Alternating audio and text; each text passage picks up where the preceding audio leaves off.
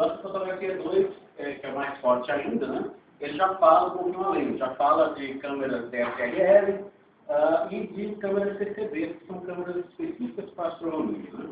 Então aqui a gente tem o evento da Semana Mundial do Espaço, aqui o logo do GEPAC, e para quem não conhece também o logo do CAS, que é o Clube de Astronomia de Fortaleza, que eu sou membro fundador. Essa fotografia é interessante o seguinte, essa fotografia que ilustra essa palestra, ela é uma fotografia não da internet, tá? Esse foi uma fotografia mesmo feita por um dos membros do CAS. Aqui ao fundo você consegue ver um telescópio e ali do do telescópio. Dá para ver o sorriso dele de felicidade, porque ele está escuro, né? Esse telescópio é um 400 milímetros, ou seja, a abertura dele, o espelho, que é a lente que capta a luz do céu, das estrelas, ele tem 400 milímetros, 40 centímetros, é o segundo maior do estado. Na verdade, ele rivaliza com o que tem em Sobral, que também é um 400 milímetros, 16 polegadas, que a gente fala normalmente, né? E esse é um telescópio móvel que a gente leva para o interior para fazer observação com ele, né? É um telescópio muito bom, ele não é motorizado, mas é muito fácil de você mexer. E aí você tem um exemplo do que faz com a fotografia. Você pode fazer a sua composição. O que é isso? Você pegar um tema e colocá-lo contra o céu, né? No caso, você tem aqui esse clarão do lado esquerdo, do meu lado, não, do lado esquerdo de vocês, né? É o clarão da Lua, você vê o céu lá no fundo, com as estrelas e o telescópio. E aqui embaixo é possível ver a paisagem. Essa paisagem é uma paisagem bem sertaneja, ali próximo da cidade de Paramoti. Quem vai andando ali para Canindé, entra na cidade de Paramoti, onde nós geralmente fazemos as observações uma vez por mês. Então, vamos lá. Se você apontar ali, não se preocupe, eu não vou atirar no nome de vocês, só para encaixar lá atrás. Vamos começar com o mais básico, câmera fixa. Eu não tenho um telescópio, eu só tenho uma câmera. Ah, mas pode ser qualquer câmera? É um pouco complicado essa questão da câmera, porque, em geral, nós estamos acostumados com 3 tipos de câmeras. Primeiro, a câmera dos celulares, que estão fazendo agora. Estão me filmando aqui, eu estou muito emocionado com isso. Nunca vi tanta gente me filmando ao mesmo tempo, eu nunca apareci atrasado por essa.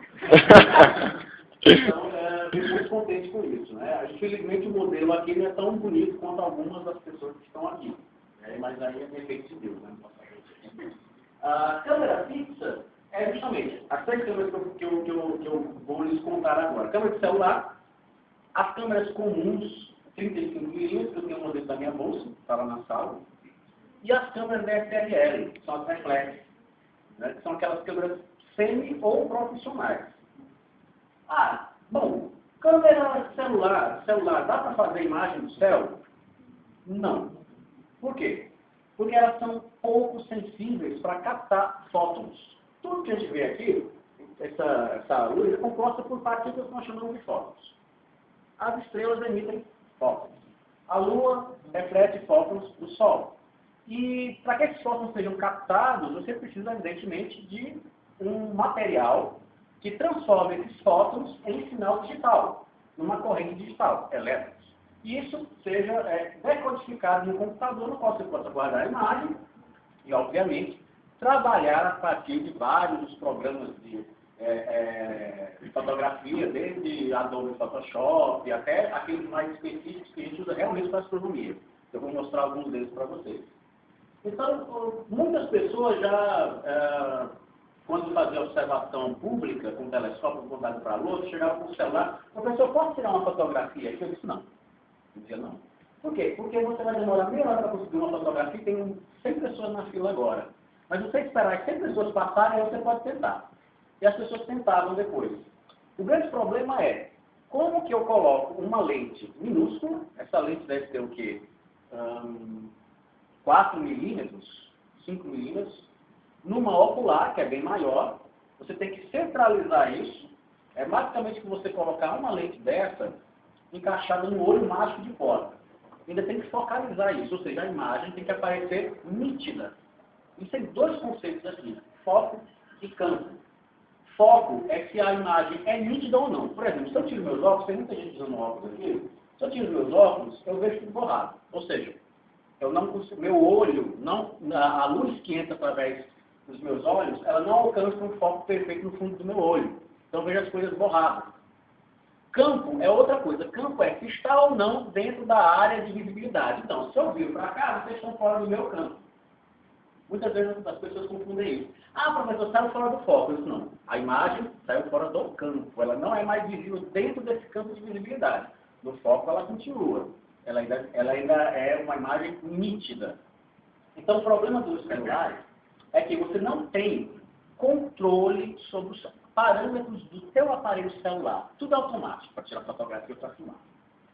E o ideal são câmeras nos quais os parâmetros físico-mecânicos sejam totalmente ajustáveis por você. Do foco, do tempo de exposição, da sensibilidade. Bom, aí nós passamos para o segundo tipo de câmera, que é a que eu tenho lá dentro da minha bolsa, que é uma 35mm, aquela que você aperta e sai a lente. Aquela lente escamoteada, né? Aquilo ali já tem um pouco mais de liberdade, digamos assim. Você já pode mexer em alguns parâmetros. Não tantos. Serve, por exemplo, você tirar a fotografia da Lua, como eu vou mostrar aqui mais adiante. Pode tirar a fotografia do Sol, desde que devidamente protegido por filtros especiais para tanto. E algumas fotocomposições, como por exemplo, você pega uma árvore, pega a Lua lá pelo fundo, ou então pega Vênus, que é um objeto bem brilhante, mas ele não vai mostrar as estrelas do céu. Porque as câmeras de 35mm, elas não têm o recurso da exposição. Ela tem uma exposição fixa, praticamente. E é muito rápido. Vocês vão ver por quê. E por último, as câmeras DSLR, que são as câmeras semi ou profissionais. São aquelas, inclusive, que você troca as lentes, né? Que elas variam de 18 ou 14 milímetros, que são grandes angulares, que você pega o grande ângulo do céu ou da paisagem, até aquelas que têm um objetivo de 300 ou 400 milímetros, que você literalmente vê a formiguinha passeando em cima daquela florzinha do outro lado da Terra. Essas são certamente as melhores câmeras para tirar fotografia. E também para astrofotografia. Por quê? Porque os parâmetros dessas câmeras são totalmente ajustáveis por você. Então você tira a fotografia como você quer. Ela não vem com um set de parâmetros, você tem que escolher um e torcer para dar certo. Não. Todos os sets são ajustáveis. Bom, agora vamos aqui. Câmera fixa. O que é a câmera fixa? A câmera fixa é basicamente uma câmera, um tripé e uma ideia na cabeça. Pode ser boa ou ruim. Né? Isso a gente só vai saber com o tempo, com o aprendizado. Em geral, a câmera fixa ela serve para você observar a trilha de rotação do polo celeste. O que seria isso? Você pega a câmera. Vocês sabem, obviamente, que a Terra tem um giro ao redor do próprio eixo. E isso provoca um fenômeno chamado de noite, no qual, durante quase 2000 anos, os nossos queridos antepassados achavam que era o Sol que fazia isso e as estrelas. Né? O que é, na verdade, um movimento aparente que faz isso a Terra. O que eles provocam? Isso faz com que nós vejamos o Sol nascendo no leste, passando no alto do céu, e descendo no oeste. De repente, as estrelas fazem o mesmo percurso. Se você aponta uma câmera para as estrelas e você pede, olha, eu quero que você ajuste a câmera para 30 segundos de exposição. O que significa isso? Que durante 30 segundos o diafragma da tua câmera estará aberto e ela estará recolhendo fótons. Desculpa, ela estará recolhendo fótons. Quanto mais tempo ela recolhe fótons, o que acontece? A imagem fica mais brilhante. Mas nós temos a rotação da Terra. Então, em 30 segundos, você já vai observar que as estrelas não saem pontuais. Elas saem levemente trilhadas, ou seja, linhas. Justamente por quê? Porque com a rotação da Terra, a estrela aparentemente, aos poucos, se desloca do ponto A para o ponto B durante aqueles 30 segundos. E esse trilho de luz é registrado pela câmera. É como se você tirasse uma fotografia de carros em alta velocidade. Você tenta tirar a fotografia, mas os carros são tão rápidos que aparece apenas aquele borrão na tua foto. A mesma coisa acontece com as estrelas. Mas ainda assim é possível fazer boas fotografias, principalmente fotografias artísticas. Você pode tirar fotografia de constelações. Ora, seria muito interessante. A maior parte das pessoas me perguntam, olha, eu estou vendo aquela estrela ali, aquela estrela faz qual constelação? E aí eu vou lá, eu identifico, eu explico. É interessante, por exemplo, que algumas pessoas têm sites e blogs elas colocam fotografias que elas fazem das constelações para que você possa se guiar através delas. Isso é um trabalho legal. Por exemplo, você já ouviu falar da constelação do Órion, que tem as Três Marias? Três Marias é um termo bastante comum aqui, vem de origem portuguesa. Na verdade, Três Marias é o meio do Órion, que é o cinturão do Órion, que o Órion é um caçador. A origem é da mitologia grega. Mas o nome Três Marias é de origem portuguesa.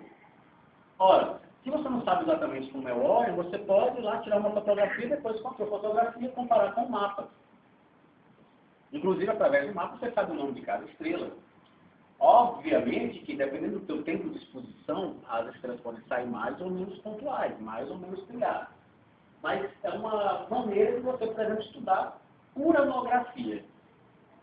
Eu não estou xingando a mãe de ninguém. Uranografia significa o estudo do gráfico do céu. É você saber quais são as constelações, é você saber o nome das principais estrelas, a história mitológica dessas constelações e dessas estrelas. Bom, a câmera fixa também serve para eclipses lunares e solares. Isso já é bacana. Você pode apontar a câmera para a Lua e registrar todas as fases de um eclipse. E o que é melhor? Com as câmeras digitais, hoje, você vê o resultado na hora. Eu comecei a fazer as fotografias, eu confesso logo, eu não sou um bom astrofotógrafo. As fotografias como arte, para mim, é uma coisa recente. Eu sempre fiz as fotografias para pesquisa. E eu digo logo, fotografia e pesquisa é uma coisa sem graça. Para a maior parte das pessoas. Para mim, eu acho maravilhoso. Mas vou mostrar umas imagens aqui de pesquisa, vocês vão ver como é mesmo sem graça.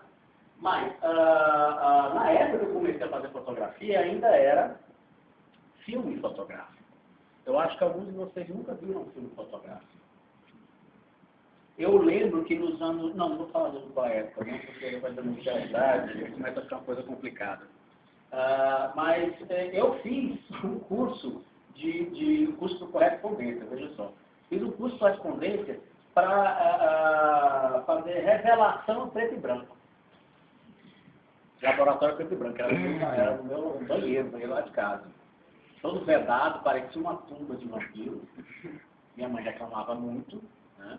E tinha todo um material químico lá, fixador, era um negócio horrível. E cheirava muito mal aquele negócio, inclusive deixava os dedos meio amarelos, aquela coisa toda. Não era nada agradável e demorava muito. E o pior, você só sabia o resultado depois. Então, se a tua fotografia está ruim, paciência, né?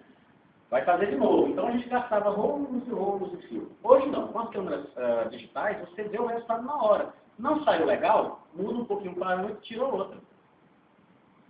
Tem algumas câmeras, que são câmeras semi-profissionais, você pode inclusive ligar no computador, no laptop, e já deixar todos os parâmetros e ela vai fazendo lá sozinha. Isso é a beleza da tecnologia, né? Felizmente, nunca mais eu tive que fazer fotografia, revelação de fotografia em preto e branco. Então, era uma coisa que demorava 1 hora ou 2 para cada um. Então, eclipses são facilmente fotografáveis, inclusive com câmeras 35mm. Eu fiz isso recentemente, teve um eclipse da Lua, agora, uns 2 meses atrás, 3 meses, e eu fiz umas fotografias simples. O que? Eu pegava minha câmera e encostava no binóculo. O binóculo estava no tripé, eu tirei várias fotografias, escolhi as melhores. Eu acompanhei o eclipse lunar. O eclipse solar também é a mesma coisa. Obviamente com um filtro solar adequado, para que você nem queime o sensor da sua câmera, nem queime a retina. Ambas coisas muito desagradáveis. Outro tipo de fotografia com câmera fixa, que é essa que eu também acho muito bacana, é meteoros. E as pessoas comumente chamam de estrelas cadentes. É um risco no céu. Você está tirando uma fotografia de uma determinada região do céu, com a câmera fixa, e aí passa um meteoro. Você fecha o obturador, você tem uma boa fotografia de meteoro. É interessante que as fotografias de meteoros, quando você faz em determinadas épocas, onde existem os enxames de meteoros, ou seja, chuvas periódicas de meteoros nada mais são do que restos de cometas. Os cometas, quando passam próximo do Sol, eles começam a se desfazer. E esses pedacinhos de poeira, quando cruzam a órbita da Terra, eles são atraídos e, ao entrar na atmosfera, eles queimam. E aí é um fenômeno luminoso que nós chamamos de meteoros. Com essas fotografias de meteoros, você pode, por exemplo, determinar qual é a taxa de meteoros por hora naquele dia. Isso é um trabalho científico. Se você tiver duas câmeras distantes uma da outra, alguns quilômetros, tipo 20 quilômetros, você consegue, se você pegar o mesmo meteoro em ambas as câmeras, você consegue determinar qual é a altura, por simples relação trigonométrica, qual é a altura do meteoro. E o que é melhor, pelo rastro, você consegue determinar qual era a órbita daquela partícula. Apenas com uma fotografia. Bom, satélites. Eu não sei se você já viu passagem de satélites aqui, entre aproximadamente 6 da noite até umas 8. Ou antes do sol nascer, por volta das 3h30, 4 da manhã até umas 5. Você vê aquele pontinho de luz passando, que o pessoal no interior chama de aparelho. Toda vez que me chamam aparelho, eu penso num vaso sanitário voador. Porque eu aprendi a chamar vaso sanitário de aparelho quando era criança, enfim. É possível também fotografar satélites. Né? É possível fotografar ISS, por exemplo. Isso é um fenômeno interessante de satélites, que são satélites de irídio, que são satélites da antiga, eram satélites da Motorola, se não me engano, são uns 26 satélites, e a Motorola resolveu largar de mão disso, que é muito caro, e esses satélites estão girando por aí. Então, aos poucos eles vão caindo, né, nós estamos fazendo, e eles têm uma cobertura espelhada. E é interessante, basta você estar no ângulo certo, sabe, lei de Snell? O ângulo de incidência, ela começou a rir, eu disse que fazer uma prova de incidência. Então, se você estiver no ângulo certo, entre você, o ângulo certo entre você, observador, o satélite, e o Sol já está embaixo do horizonte, mas ainda brilha lá em cima, você consegue ver um flash de vídeo. O que é isso? O satélite aumenta o brilho dele estupidamente, ele fica mais brilhante do que Vênus. Ele fica muito brilhante durante alguns segundos, só porque fica na posição certa. Existem sites que prevêem a passagem desse satélite, como por exemplo o Laser da Bola. Aí você coloca lá as suas coordenadas geográficas, você pega pelo Google Maps, joga lá e você sabe a previsão quando o satélite vai passar mais próximo de você. Qual é o ângulo que você tem, qual a posição no mais próximo, no qual aquele ângulo é mais favorável para a observação. Então os satélites também são perfeitos para fazer isso. Tem gente que é tão boa em fotografar satélites, mas aí com uma técnica um pouco diferente, eles colocam uma câmera acoplada no telescópio com o motor, eles conseguem tirar fotografia, por exemplo, do Space Shuttle atracado na ISS. Perfeito, fotografia. Você vê a estação espacial e o Space Shuttle. Mas isso é muito difícil de fazer. Eu, particularmente, acho uma coisa incrível. Mas não vou fingir para vocês que sei fazer isso. Né? Bom, cometas também. Veja que esse tipo de câmera, uma câmera de 50 milímetros, ela tem um campo bom do céu. Né? Então ela pega vastas porções do céu. Cometas é um negócio legal, porque quando o cometa é muito brilhante, ele pega, às vezes, 10, 20, 30 graus do céu, a cauda do cometa. Então você consegue pegar o cometa por inteiro, entre as estrelas. Né? Então o cometa agora visível, eu tenho até uma fotografia que eu coloquei dele, que é o Garrat. Ele agora está visível nesse momento, não visível de olho. Então você tem que usar um binóculo ou então um telescópio para conseguir observar. Tem alguém aí?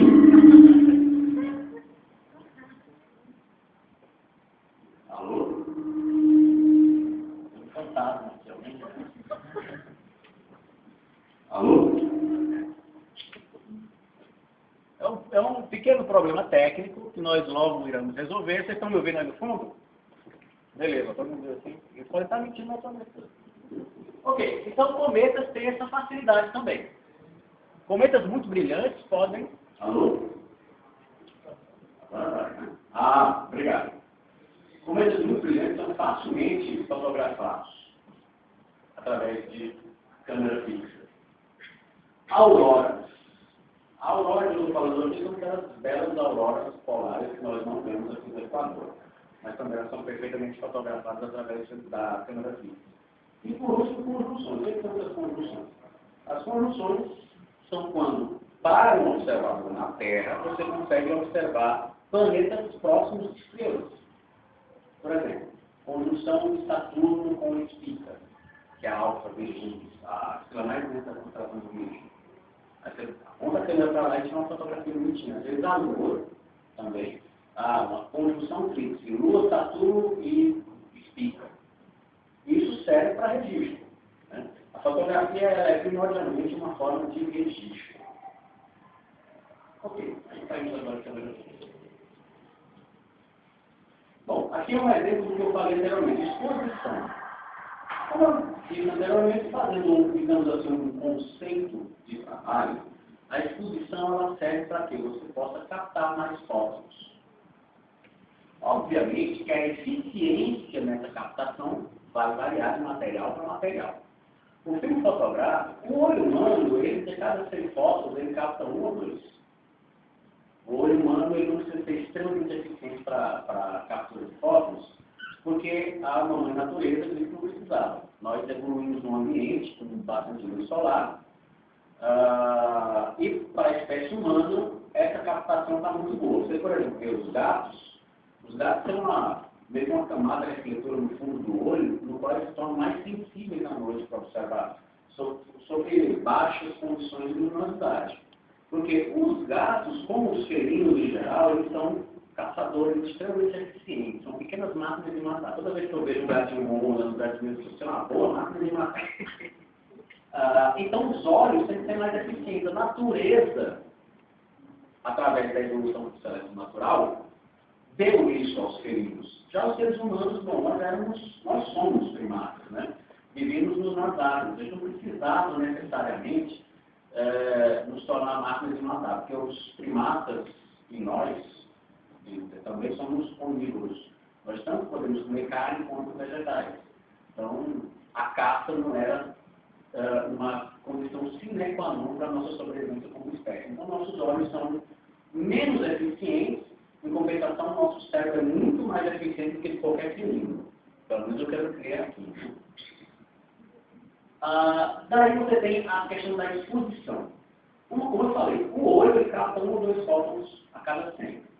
Uma câmera DSLR, por conta do material do seu chip que capta a luz, que é o CMOS, eles têm uma eficiência de 30 fótons a cada 100. Câmeras CCD para astronomia, elas podem captar 85 de cada 100, para uma determinada frequência do espectro de luz visível, que a gente chama de eficiência quântica, mas que eu não vou entrar em detalhes aqui para vocês, só se vocês fizerem o meu curso completo dessa fotografia no futuro. Aí eu vou, inclusive, mostrar os cálculos de eficiência quântica para vocês, com os dados muito bonitinhos. Aqui eu quero que vocês prestem atenção na diferença. Uma fotografia de 8 segundos de exposição é uma fotografia de 13 segundos, ou seja, durante 8 e 13 segundos, o obturador da câmera ficou aberto captando fótons. É como se você estivesse passando 8 ou 13 segundos com os olhos abertos olhando para o céu, sem piscar. Obviamente você não vê isso, por quê? Porque o material do olho ele é menos eficiente. O material da câmera é mais eficiente, o chip de captação de fótons é mais eficiente. E ele também tem uma maior eficiência para transformar o fóton num sinal eletrônico que é guardado através do computador. Aqui você vê a Via Láctea. Essa fotografia não é minha, está no crédito, para mim, me deixa mentir, no João Melo, que ele viajou conosco algumas vezes aqui para cada motivo, e ele tem uma câmera profissional, ele é fotógrafo profissional. Vocês podem observar aqui, nas 13 segundos, as nuvens de poeira da Via Láctea. Essas nuvens de poeira, inclusive, elas fazem com que a Via Láctea se torne menos brilhante do que ela é. Se nós retirássemos toda a poeira do centro da Via Láctea, eu chamo de núcleo da nossa galáxia, nós retirássemos toda a poeira, a galáxia seria quase tão brilhante quanto o Sol. Ainda bem que tem essa poeira. Para quem observe, por trás da poeira, a gente observa em infravermelho. Aqui é luz visível, tá, gente? É justamente a frequência dos seres humanos, os olhos dos seres humanos estão centrados. Entre 400 e 500 nanômetros por minuto. Salvo engano, é mais ou menos. Então você consegue observar várias nebulosas, algumas com cores, levemente avermelhada. E se ele tirasse uma exposição, vamos supor, de 25 segundos, a Via Láctea fica ainda mais brilhante. Acontece que essa exposição não pode ser infinita. Existe uma eficiência aí, que ela chega a um pico. Isso é próprio do captador, do chip. Ela chega no pico e depois ela começa a declinar. Então existe um máximo de exposição também. E isso é perfeitamente calculado através do modelismo matemático e do conhecimento de como é feito a estrutura interna da câmera. Mas o conceito de exposição ficou claro, né? Isso aqui é uma fotografia da Lua. Isso é câmera fixa, do Dermeval, que é o desolado planetário. Você vê aqui a Lua, e se não me engano, aqui é Vênus, aqui embaixo. Aqui tem um tempo de exposição. Aqui tem um tempo de exposição diferente. O primeiro está sendo ali em cima, Lua sem luz cinérea. E o outro, Lua com luz cinérea. Que diabos é luz cinérea? Luz cinérea ou luz cinzenta, na verdade, é o quê? É a luz do Sol, que é refletida na Terra, vai para a Lua, é refletida pela Lua e volta para a Terra. É só isso. Quando a Lua está ainda nova, bem fininho no céu do oeste, a Terra está quase cheia. Para o observador que está na Lua, a Terra está grande e brilhante. A Terra da Lua é brilhante. Né? Então, não é um luar, é um terrar. Né? É um terrar, é um lindo terrar. Aqui, quando você tem uma exposição muito rápida, tipo 1 segundo, você consegue ver a parte mais clara, a parte que está iluminada pelo Sol da Lua, mas você não consegue ver justamente o que é essa luz, né? Essa reflexão, que ela é mais fraquinha, mais sutil.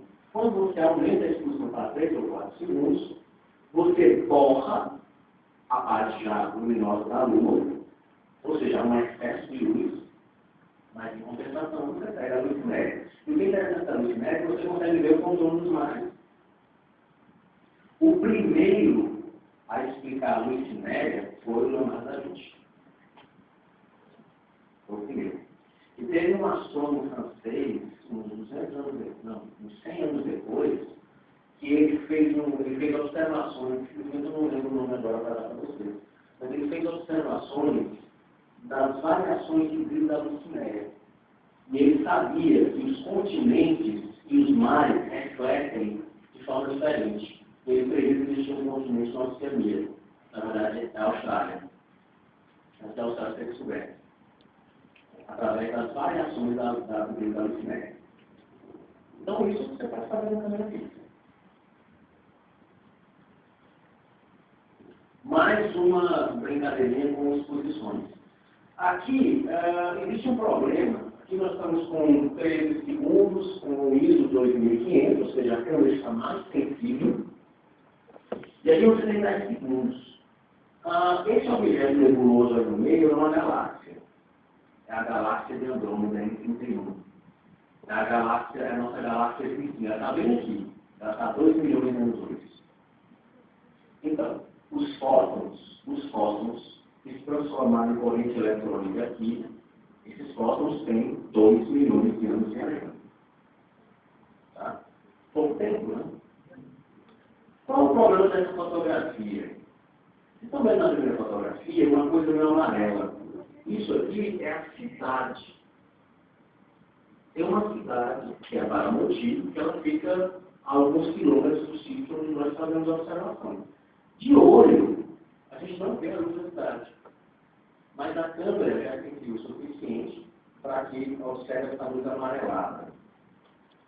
Por isso ele resolveu fazer uma exposição com menos tempo, 10 segundos. A galáxia saiu menos brilhante, mas em compensação, o contraste, que é justamente o fundo de céu mais escuro, destacou melhor a galáxia. Então é um compromisso que você assume. O que eu quero fotografar? Aí você vai atrás do melhor setup fotográfico. Qual é o melhor tipo de ajuste que eu vou dar na câmera para ter o resultado que eu desejo. Obviamente, existem alguns métodos para você trabalhar a imagem e tirar esse ruído do céu muito luminoso. Vocês estão prestando aí agora, tá? Porque eu falo muito. Essa fotografia eu acho que é uma capa para revista. Eu acho muito bonita essa foto. Do João.